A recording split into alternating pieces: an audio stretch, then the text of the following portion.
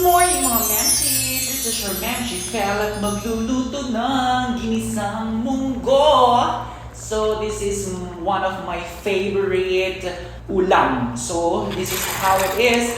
Yung munggo po na yan, dinapad ko po siya overnight and then pinakuluan ko lang po siya. So nung lumambot na po siya, nilagyan ko na po yung gata. So yan po yung style ng pagluluto ko. So nag-isip po ako ng isasahog dyan. Meron akong natirang at dalawang pirasong inasal. So yan po yung naisip kong isasahog na lang kaysa sa bibili pa ako. So yan na nga, mag-start na pa tayo maggisa ng sibuyas at saka bawang.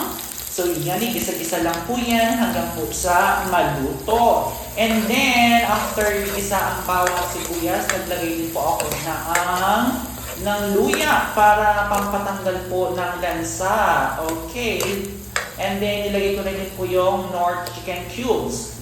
And then after that, nilagay ko na rin po yung kamatis. So yung kamatis, gisa-gisa hanggang sa lumambot po siya. Mas maganda kung malambot po yung kamatis. Alright, para mahalo po sa lasa. So inilagay ko na rin po yung natirang tokwa, tsaka hinimay-himay ko po yung inasal chicken na natira noong isang araw pa. So yan na nga.